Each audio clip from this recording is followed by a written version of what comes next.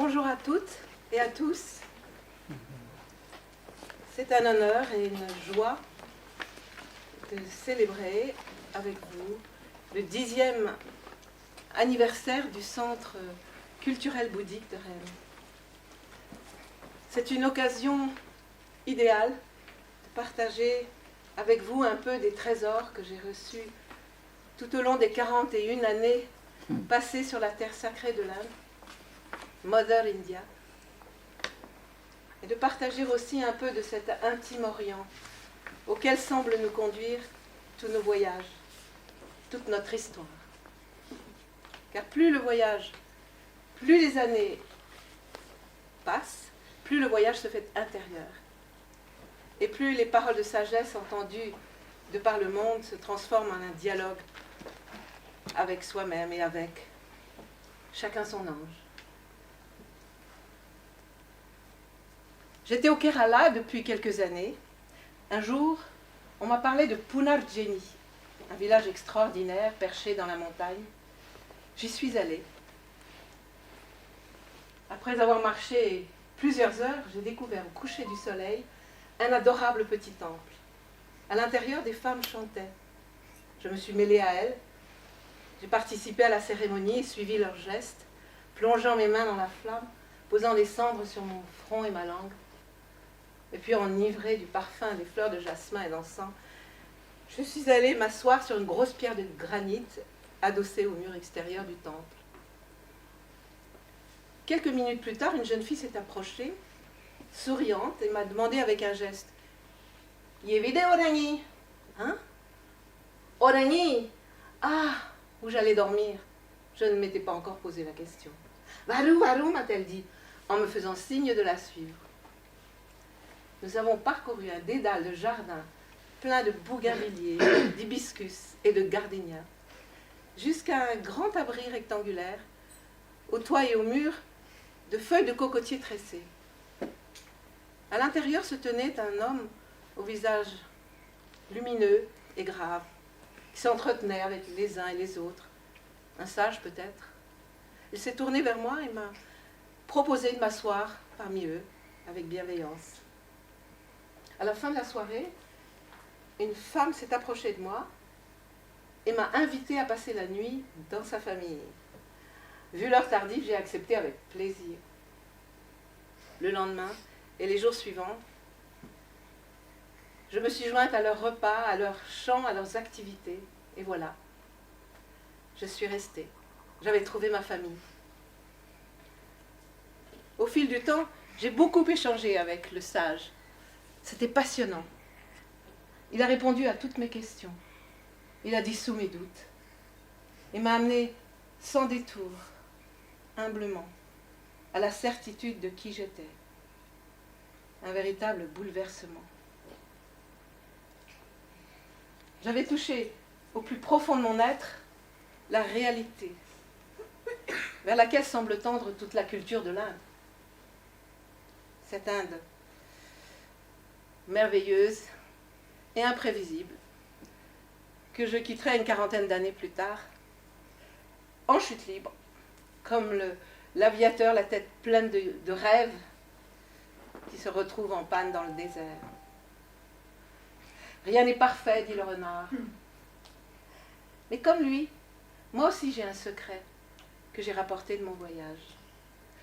Une évidence peut-être, mais qui recèle un trésor. L'amour est notre vraie nature, l'essence de notre être. Nous courons sans cesse pour réaliser nos désirs, alors qu'en réalité, nous sommes nous-mêmes ce que nous poursuivons. Semblable à ce chat qui cherche partout comme un fou le morceau de beurre dont il raffole, alors qu'il est posé sur sa tête. C'est absurde, non? Pauvre chat. Je me demande quel est l'esprit malicieux qui a posé le beurre sur ta tête. Et pauvres de nous qui ne sommes jamais satisfaits par ce que nous sommes ou ce que nous avons. Comme ce tailleur de pierre qui chaque jour montait dans la montagne et redescendait épuisé avec sa pierre taillée. Un jour où il se sentait particulièrement las et fatigué, Il se dit en lui-même, ah, si je pouvais devenir un paysan, ma vie serait moins rude.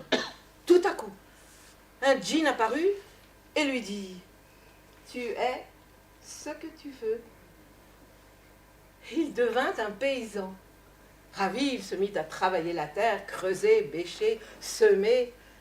Mais voyant le seigneur du village, oisif et honoré, il l'envia. Aussitôt, le djinn apparut et lui dit, tu es ce que tu veux.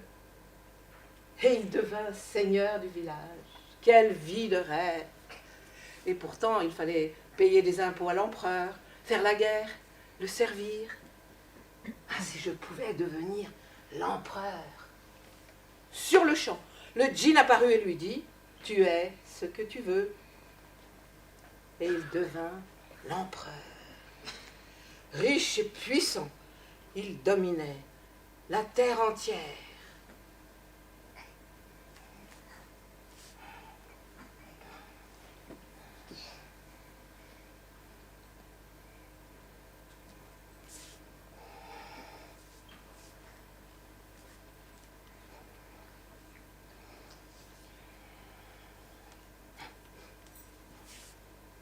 Hey, dititay, dititay, dititay, dititay, dititay, dititay, dititay, dititay, dititay, dititay, dititay, dititay, dititay, dititay, dititay, ditatata tindata, ditay, dita, digita, tay.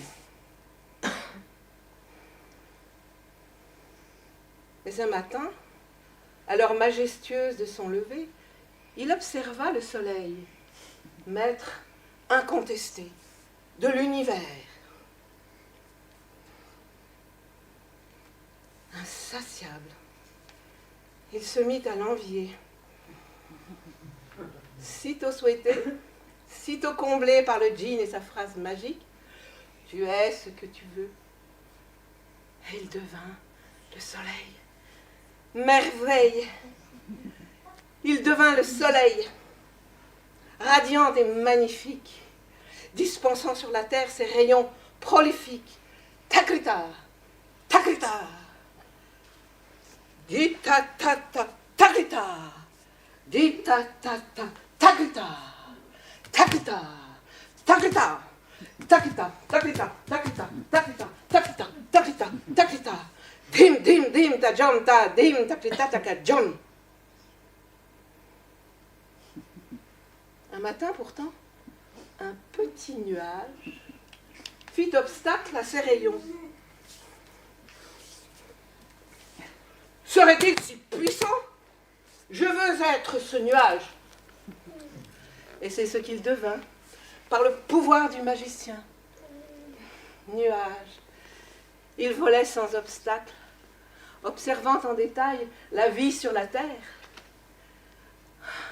Poussé par le vent, heureux et libre enfin, quand soudain, une montagne infranchissable lui fit obstacle.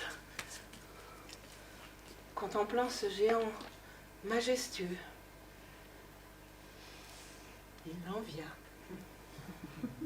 Aussitôt, le djinn le transforma en montagne, dont le sommet se perdait dans l'infini des cieux.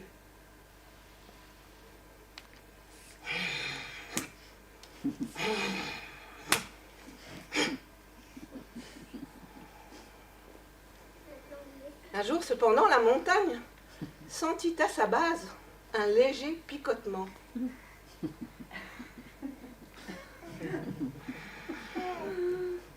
En regardant de plus près, elle aperçut un petit animal qui la perçait patiemment. Tôt ou tard, cet être insignifiant pourrait causer ma chute.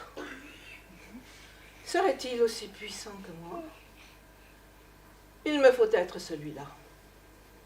Aussitôt, il redevint tailleur de pierre et dit « Je suis ce que je veux. »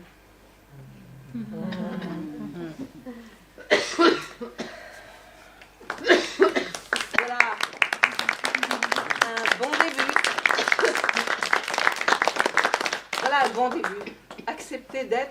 que l'on est. Mais après tout, pourquoi tant d'efforts pour être ce que l'on est?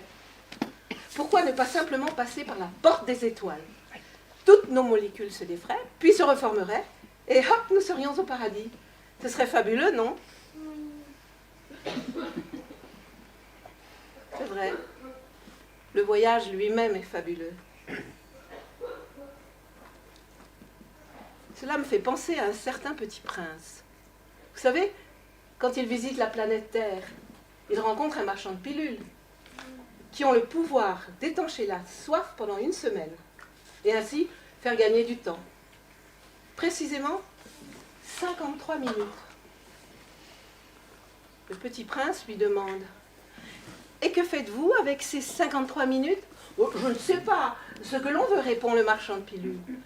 Le petit prince rêveur dit alors « Moi, si j'avais 53 minutes à dépenser, je marcherais tout doucement vers une fontaine. »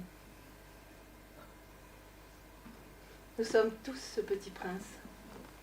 Peu importe si la quête de ce présent merveilleux passe par l'avidité, par la peur, nos épreuves, car toujours vient la main, l'aide, la parole, le son d'une autre voix pour nous rappeler le chemin. Parfois, nous l'entendons, mais ne comprenons pas. Parfois, nous comprenons, mais nous n'agissons pas. Il m'a fallu des années pour commencer à comprendre que la connaissance n'est pas suffisante, qu'il faut devenir cette connaissance, qu'une expérience profonde et bouleversante peut vous donner la certitude que vous n'êtes ni le corps, ni le mental, ni vos émotions, que vous êtes pure conscience. Mais ça n'est qu'en la vivant, dans l'action, en l'assimilant dans notre quotidien le plus modeste, qu'enfin nous deviendrons ce que nous sommes. Et moi qui avais un peu oublié le monde, la vie réelle, les autres, j'ai commencé à entendre cette petite voix qui me disait, et me dit encore, « Écoute la vie, incarne-toi. » C'est alors qu'apparut Malcolm. Vous connaissez l'histoire de Malcolm? Ce jeune homme rêveur qui voulait atteindre la sagesse. Sa bien-aimée était la lune, qu'il contemplait avec ferveur. Un soir de pleine lune, attendez, je crois qu'il arrive.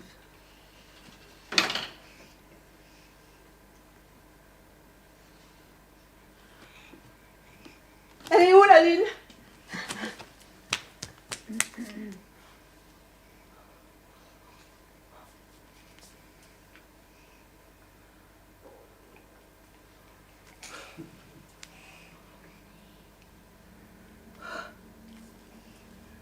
Ouf, elle n'est pas encore là.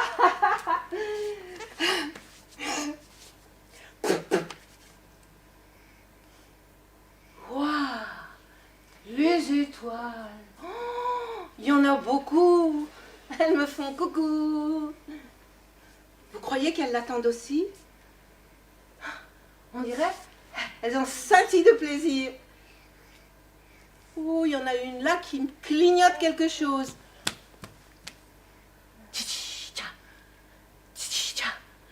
C'est peut-être du morse. Hein? La lune arrive? Où ça? Elle est où, ma reine? Ma lumineuse? Ah, la voilà. Elle se lève. Que tu es belle, ma lune. Ah, tu t'es fait toute ronde, toute brillante. Vous la voyez? Elle a mis sa robe de soie.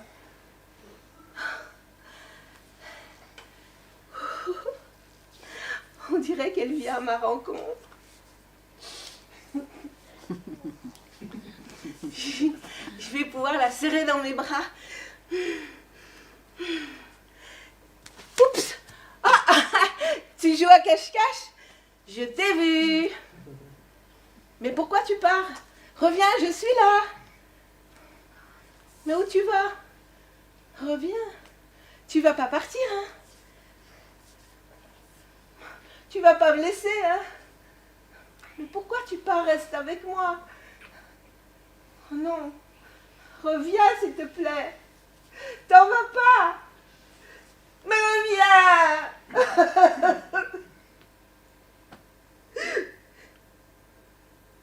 Ah, elle s'est retournée.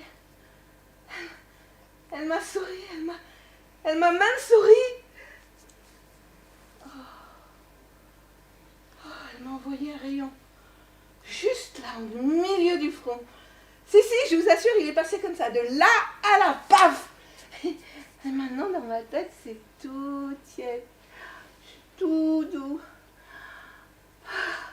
On dirait du miel. Je suis plus moi. Je suis moi, pouf, sans moi. Tu m'as complètement enlunée, ma lune. Ça vous est déjà arrivé à vous? Moi, je suis trop bien. Je suis de la poussière d'étoiles. J'attendais ça depuis si longtemps, si longtemps. Waouh! À moi la sagesse.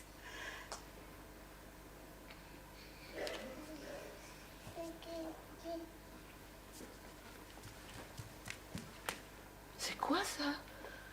On dirait un enfant qui pleure. Il y a des enfants dans le ciel?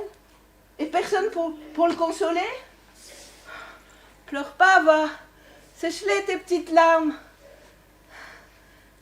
Oh, il est si triste, cet enfant. Ça me perce le cœur. Ça me fait trop mal. Mais c'est qui, cet enfant? Pourquoi ça me touche autant? C'est qui?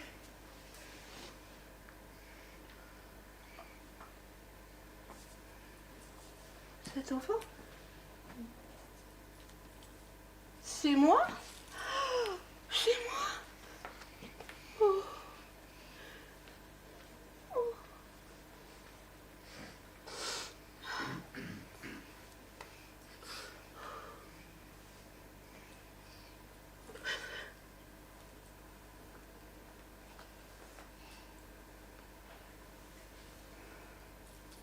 Mais oui, c'est moi.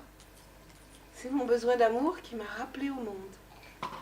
Car c'est dans la vie, dans chaque cellule de mon corps, dans l'amour vécu, que je trouverai cet esprit d'éternité que je désire tant atteindre.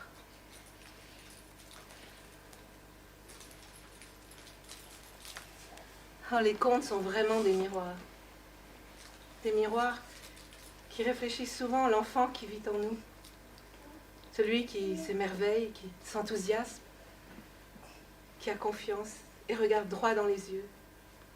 Car les enfants sont naturellement reliés à la profondeur. Et même quand on les croit dans la lune, parfois ils sont traversés par des sentiments intenses. Je me revois enfant, 7 ou 8 ans peut-être. Je sors dans la rue, je lève les yeux vers la trouée du ciel au sommet des immeubles, et tout à coup je suis envahie par le sentiment immense de la liberté. Un moment précieux que je n'ai jamais oublié. Et qui parle d'oublier. Cette liberté est toujours en moi. Comme elle est en vous tous, elle nous inspire, elle nous appelle silencieusement vers d'autres rives.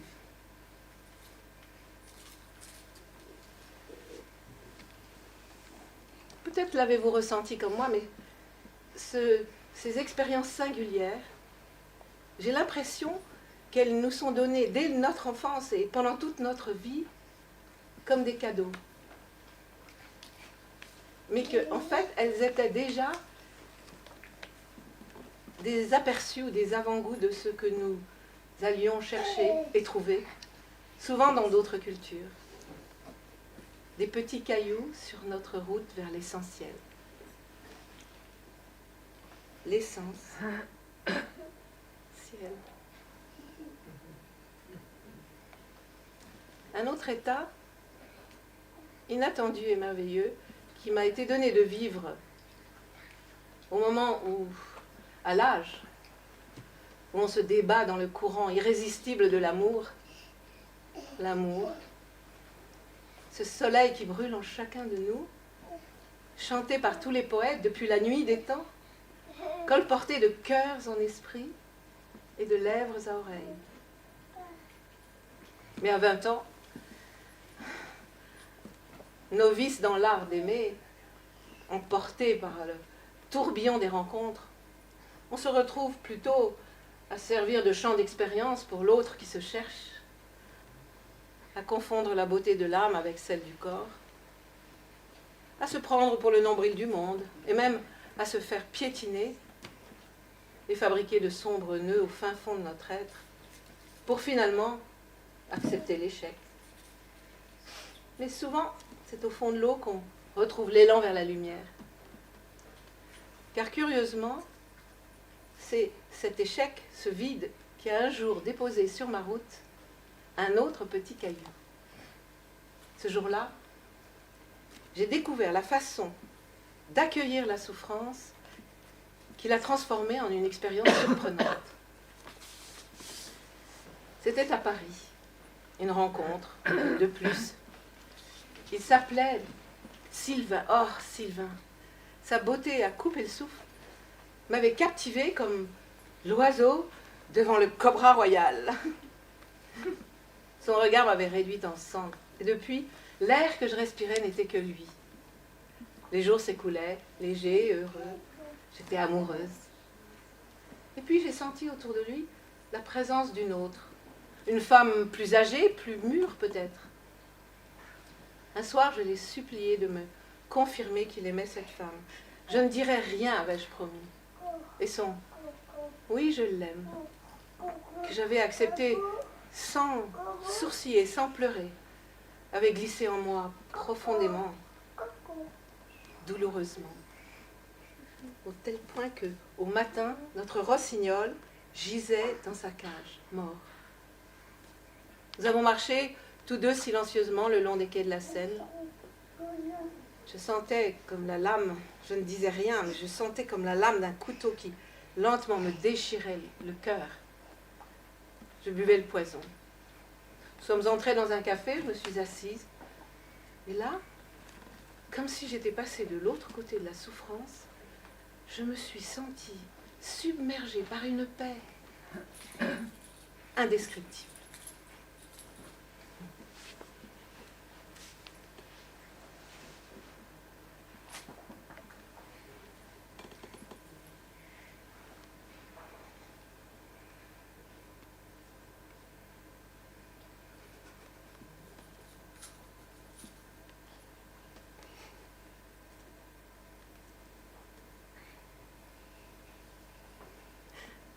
Une jolie façon de clore notre histoire. Et bien sûr, j'étais loin de m'imaginer que ce genre d'expérience un peu magique était déjà les prémices de la transformation que j'allais subir au cours de mon voyage en Inde.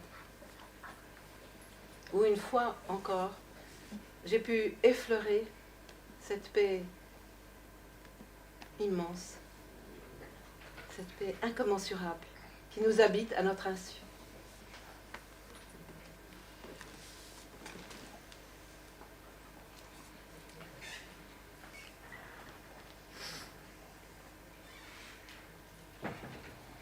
Je suis restée des années dans ce village, hors du temps, plongée corps et âme dans une culture où continue de résonner la note fondamentale d'une sagesse millénaire.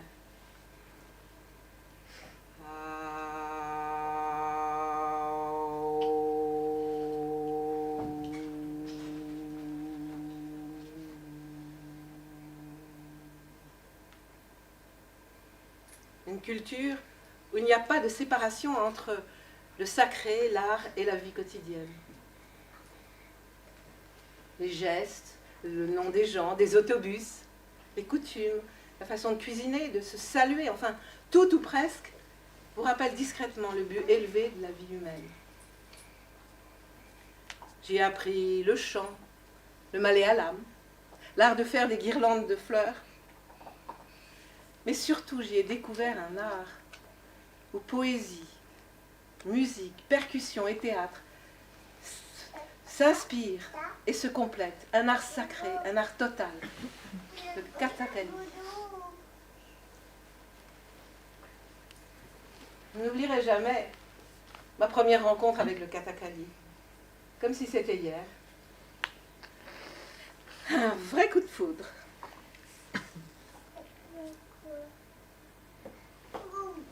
Un jour, une troupe de danseurs est venue se produire à Punarjeni. Très vite, les danseurs ont disposé des nattes sur le sol, se sont assis autour d'une lampe à huile, silencieux et concentrés. Ils ont commencé à se maquiller en se transformant peu à peu intérieurement en dieux, en héros, en démons.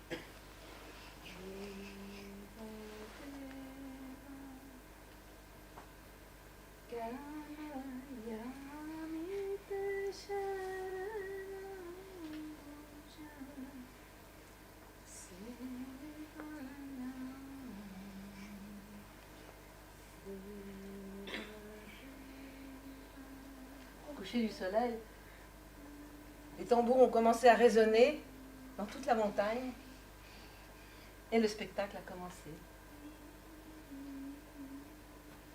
J'étais là, un peu perdue au milieu de la foule émerveillée des villageois, ne connaissant rien ni à la mythologie ni au sens des gestes. Quand au milieu du spectacle, les femmes autour de moi se sont mises à faire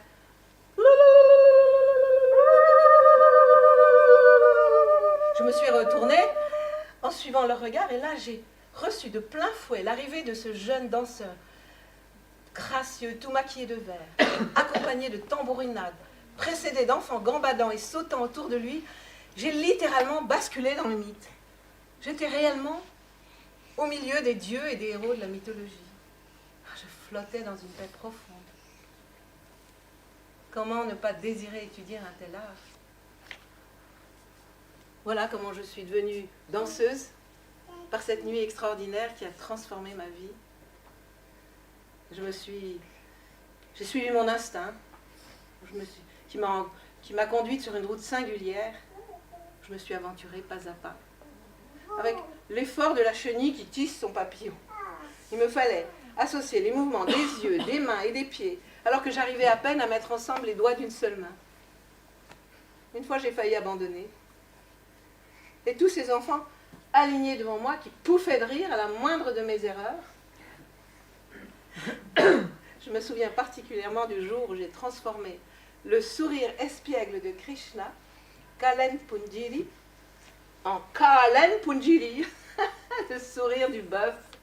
Là, même le professeur s'est joint au fou rire général.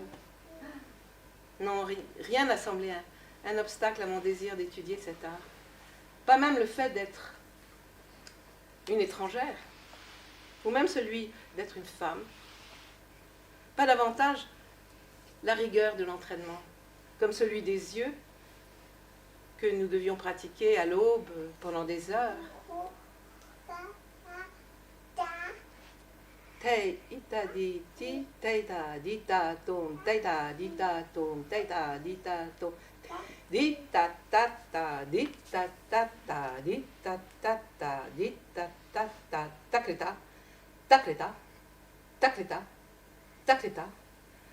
Tom, ta dim ta ken tom, ta dim ta ken tom, ta dim ta ken tom, dim ta ken tom, ta dim ta ken tom, ta dim ta teta, dita tom, teta, dita tom.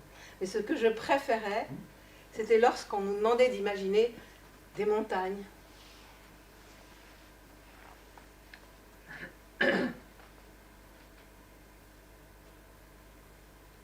Un arbre.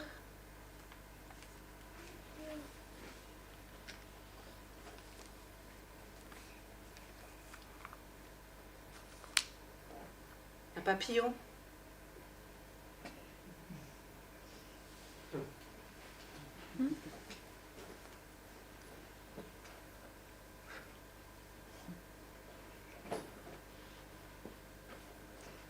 Ciel, l'enfer, ou l'horizon sans limite.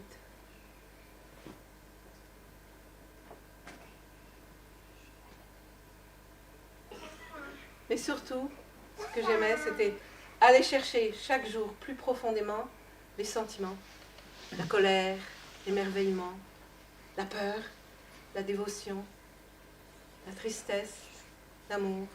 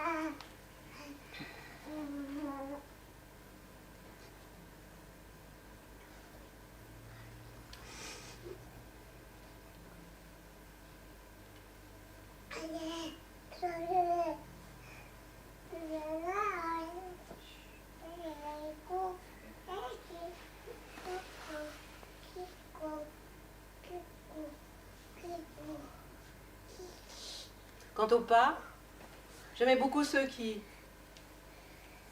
demandaient de la force.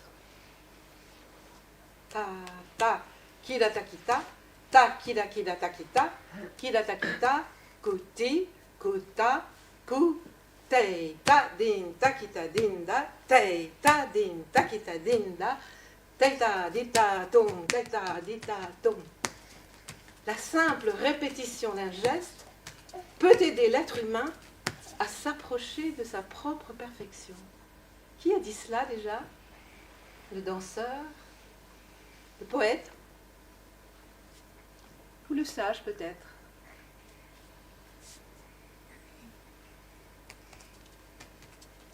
La simple répétition d'un geste peut aider l'être humain à s'approcher de sa propre perfection. Un jour, une femme remarquable m'a raconté une histoire qui illustre exactement ce propos. Elle s'appelle la Lef. C'est une de ces histoires racontées de bouche à oreille. Elle se passe au bord du désert, dans une petite école de village où les enfants ne consacraient à l'étude qu'une seule année. C'était le premier jour de classe. Le maître entra, respectueusement salué par les élèves. « La paix soit avec vous, chers enfants. Aujourd'hui, vous apprendrez la première lettre de l'alphabet arabe. Elle s'appelle la Lef. Elle est toute droite, comme ceci. Tâchez donc de faire un trait parfait. » Les élèves se mirent à tracer des alephes, comme ci, comme ça. Puis ce fut le temps des jeux. Mais Kamal, dont le nom signifie « celui qui aime la perfection », continua encore et encore à tracer des alephes. Le maître avait parlé de traits parfaits, et Kamal les voulait droits et beaux.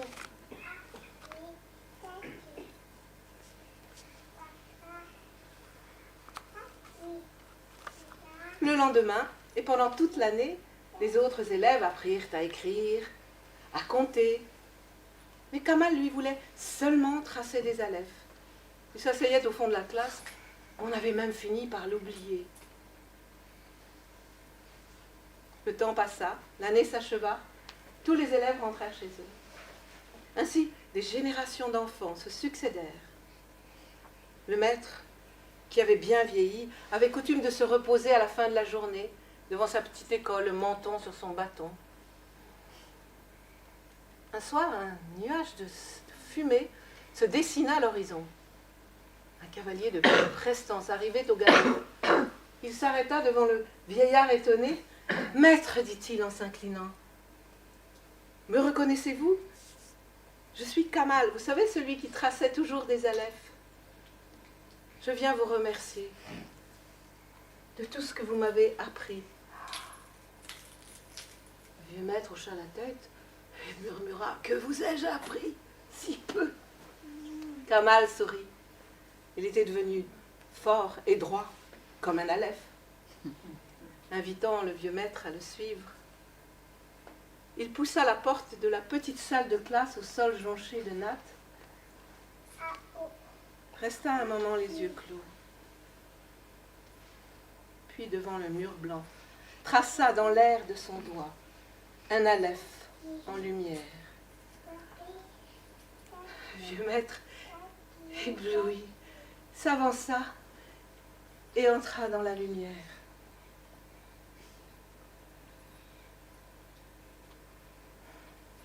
J'ai quitté l'Inde,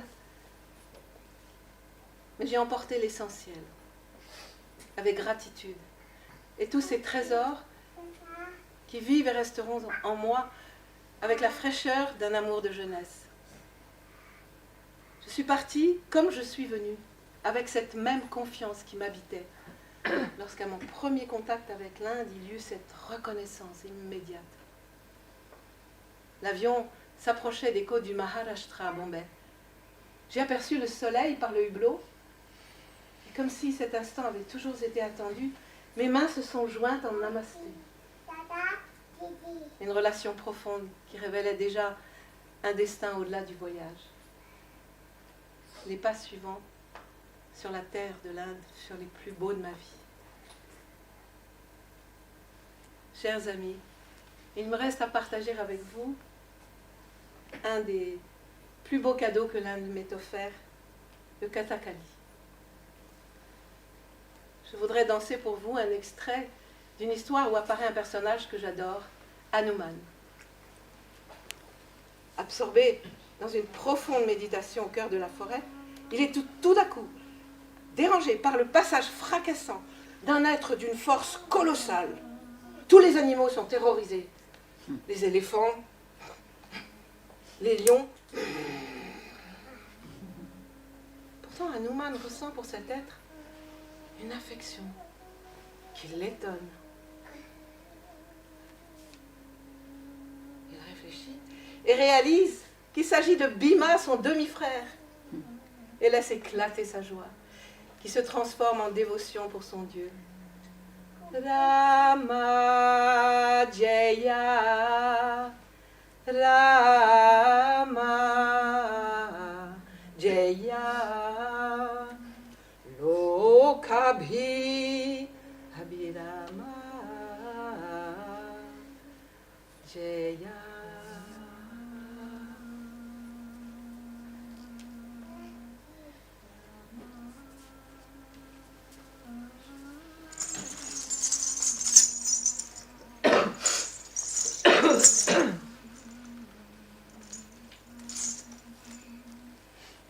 Un jour, une déesse se promenant au bord d'un étang vit un singe méditant en position du lotus, comme l'aurait fait un humain. Après, quand je serai partie. Rama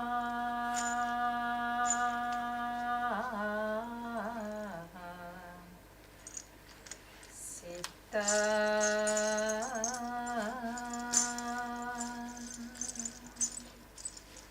Rama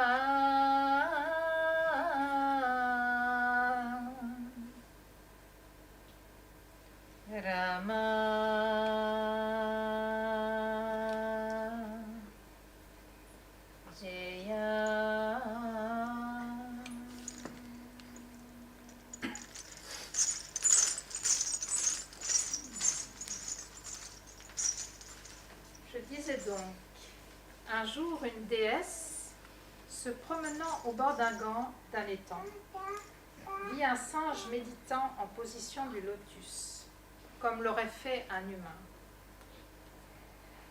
Tout en riant, elle lui offrit quelques fruits. Ce singe était en fait un sage, pratiquant ses austérités. Celui-ci, furieux et vexé, prononça contre elle une malédiction, la condamnant à s'incarner en guenon et devoir pratiquer une ascèse sévère pour assurer sa descendance.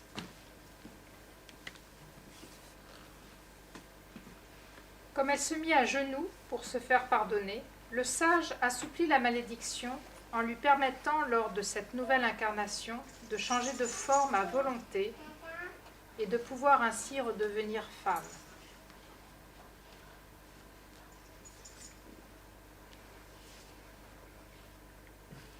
La déesse prit naissance comme guenon dans une grande famille de singes où elle reçut le nom d'Anjana.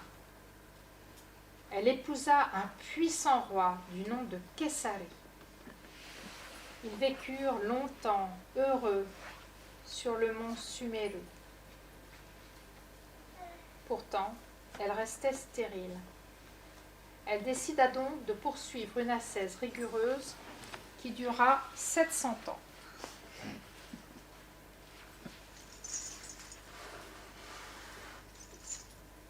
Un jour, un sage, touché par son courage et son abnégation, lui indiqua le moyen d'obtenir un enfant. Elle devait se rendre en pèlerinage sur la montagne de Shiva, se baigner et s'abreuver dans les eaux sacrées et prier le dieu du vent, Vayu, l'indomptable. Elle aurait alors un fils, invincible et immortel. Elle fit exactement ce que le sage lui avait recommandé. Shiva lui apparut, lui promettant que son vœu le plus cher serait exaucé. Non seulement elle aurait un fils, mais celui-ci serait vaillant et célèbre pour ses exploits.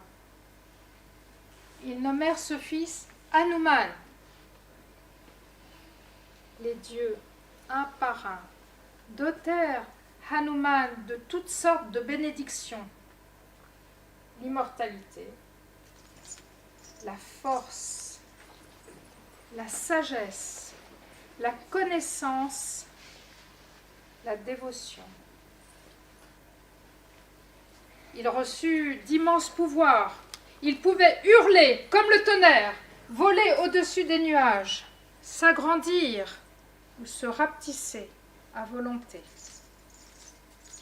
À 10 ans, il était capable de soulever une montagne.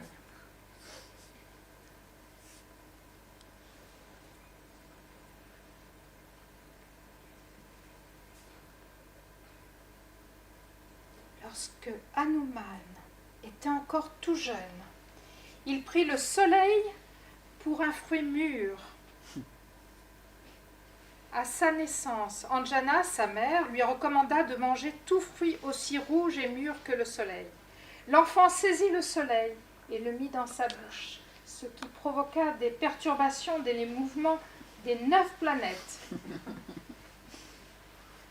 Les dieux partirent se plaindre à Brahma, le Créateur. Tous allèrent se prosterner aux pieds d'Hanuman, le suppliant de rendre le soleil. Mais il ne voulait pas. Brahma lui donna le pouvoir de vivre éternellement. Il ne voulait toujours pas. Agni, dieu du feu, lui donna le pouvoir de n'être pas brûlé par lui.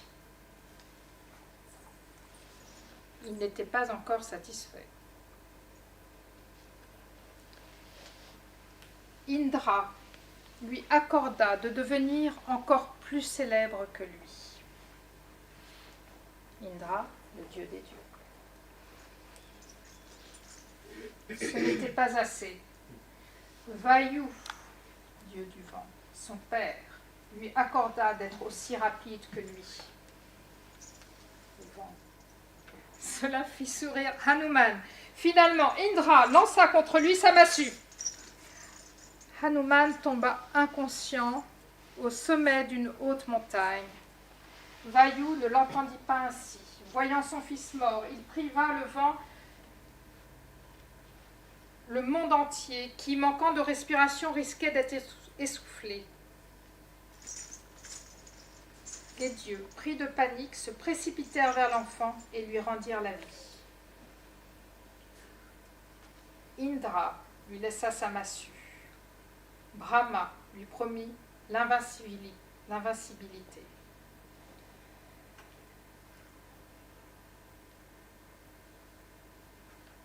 Des milliers d'années ont passé.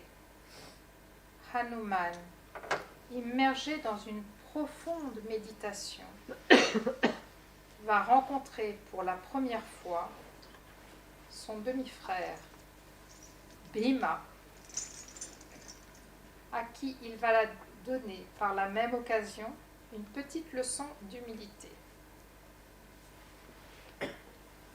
Mais retrouvons Hanuman qui s'étonne du vacarme faisant trembler toute la forêt.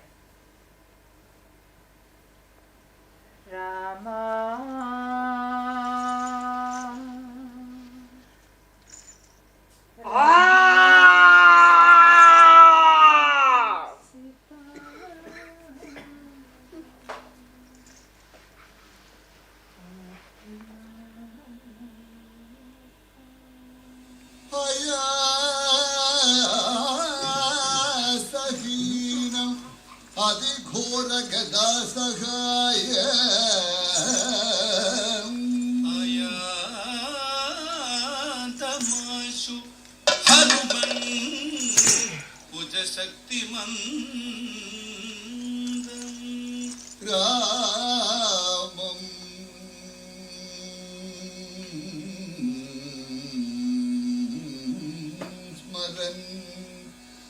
सुखमत्र तप भीमं समीक्ष्य समचिन्तयते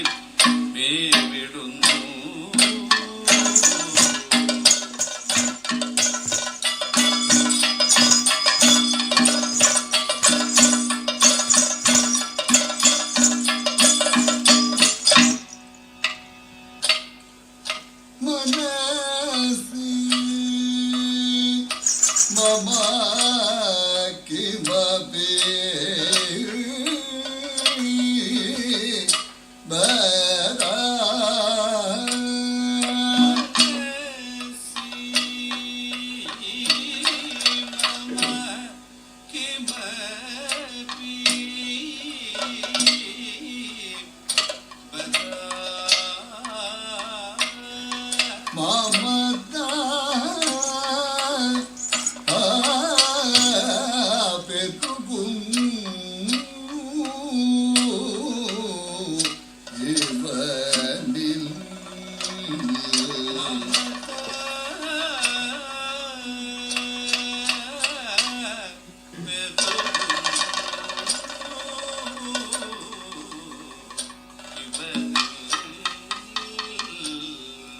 அனில சுதன் இவன் என்னே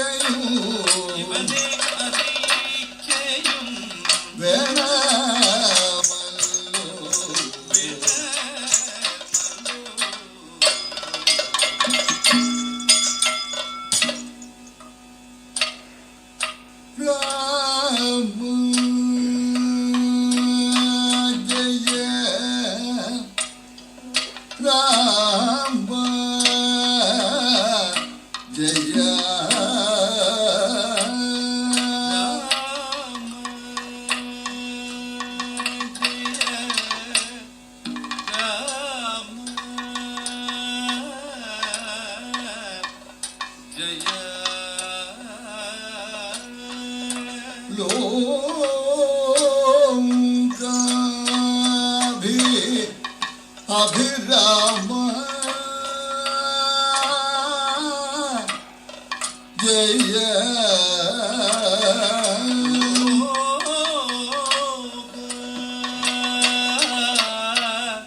அபிராம ஜெய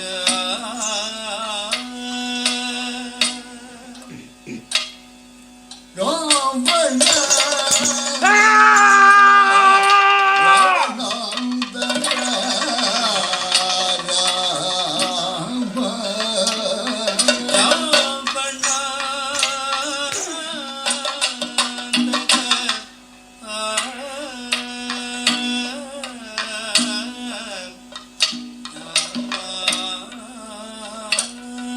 ராம சீதா சீதாவதே